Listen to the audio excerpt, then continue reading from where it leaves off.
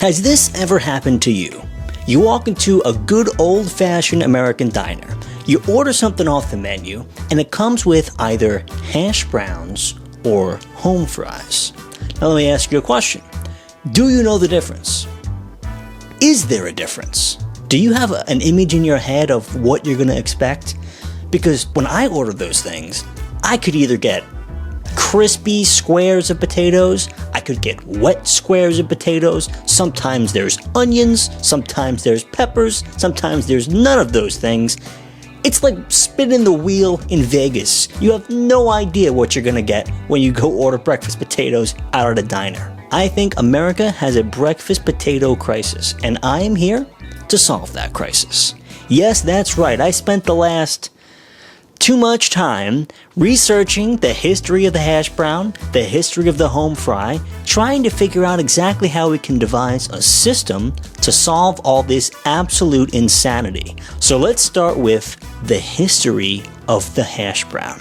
As it turns out, hash brown comes from the French word hacher. Sorry, that was not very French of me. It comes from the French word hacher, which means to chop or to hack. And although you might think of hash browns similar to what McDonald's says is a hash brown, in fact, the original definition in a book from the late 1800s defines it as potatoes that are chopped into cubes. Kind of like what we're looking at here, which we will come up with an official name for this later. Don't you worry. Next we have the home fry. And if you ever thought to yourself, hey, I like French fries, but why are there no American fries? The truth is, that's pretty much exactly what home fries are. Turns out somebody in the late 1800s was tired of making French cut fries and wanted to make their own Americanized version that was cut a slightly different way. So to recap, hash browns can be potatoes that are cut in any way, it's not specific, whereas home fries are also potatoes that can be cut in any way and it's not specific. Which brings us to our conundrum. Sometimes you order hash browns, you get home fries. You order home fries, you get hash browns. There's no definition and it's madness. There's also one more dish I want to mention, which you may or may not be familiar with, called Potatoes O'Brien. Now, I should note that I'm not a culinary expert. I'm lucky if I can make mac and cheese without setting the house on fire. However, culinary experts would consider Potatoes O'Brien to be the original form of any type of potato with onions or peppers in it. So I got to thinking about this. Why is it called Potatoes O'Brien? Was it named after somebody? And if it was named after somebody, then what's his first name? Is it maybe like Steve O'Brien or like John O'Brien? Maybe it's something Irish like Seamus O'Brien. And boy howdy did I find out what this guy's name is. You're never going to guess it. I'll give you one guess. You'll never guess it. This guy's name was Beef Stew O'Brien. I kid you not. The inventor of Potatoes O'Brien. His name was Beef Stew O'Brien. I'm just going to let that one sink in for a second. So I'm doing this research for this video. I come across Beef Stew O'Brien. I'm thinking, I have to find out absolutely everything about this guy. So I'm Googling Beef Stew O'Brien. I'm doing like newspaper.com archive searches.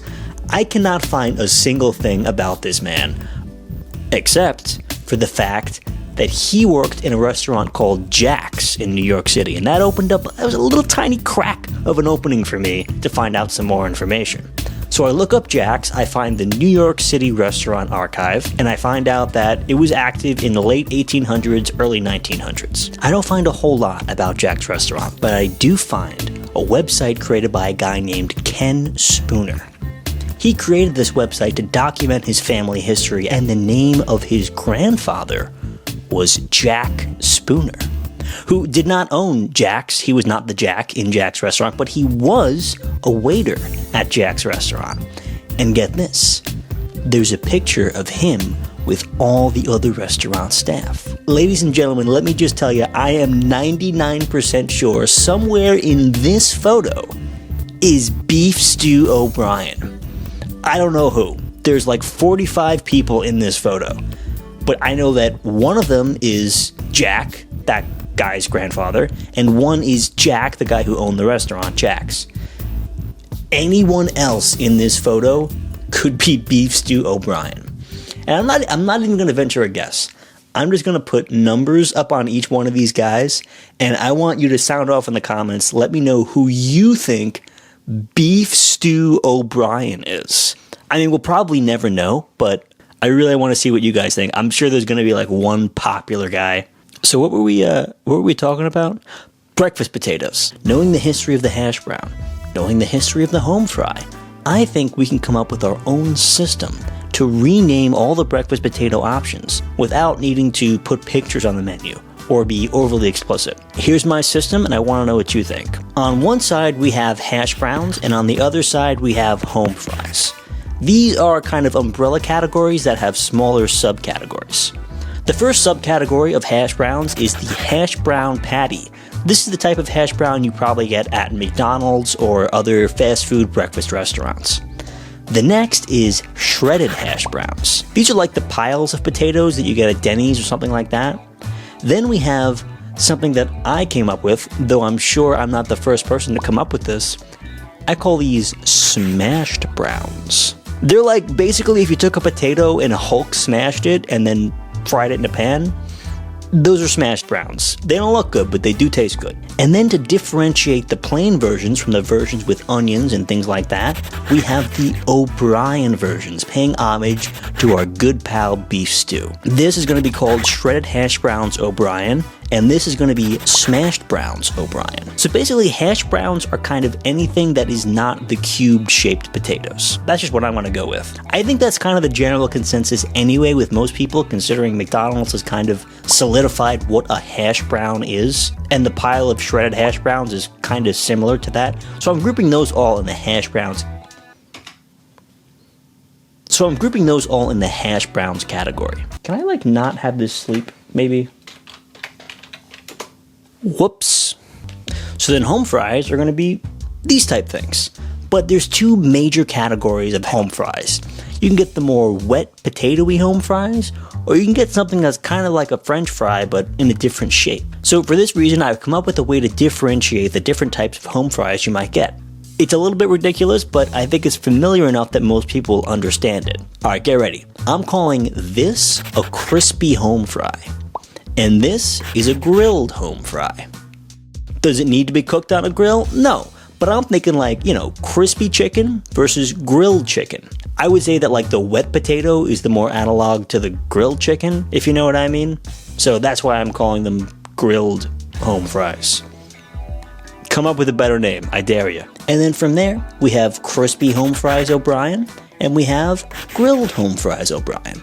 That way you know, if you like peppers and onions, you can get the O'Brien version. It saves people the heartache of expecting one thing, receiving another. There's one thing I hate, it's not knowing what's gonna arrive at my table when I order something at a restaurant. I believe this should be a basic right. And of all the issues that are going on in America, I believe this one is clearly the most important. And it is for that reason that today I'm announcing my 2024 candidacy for presidency. Running on the potato platform, I would like to create the International Consortium of Potato Products, also known as the ICPP. Maybe not that. Anyway, a vote for me is a vote for potato clarity. And if I'm president, we will maybe get one step closer to knowing who is Beef Stew O'Brien.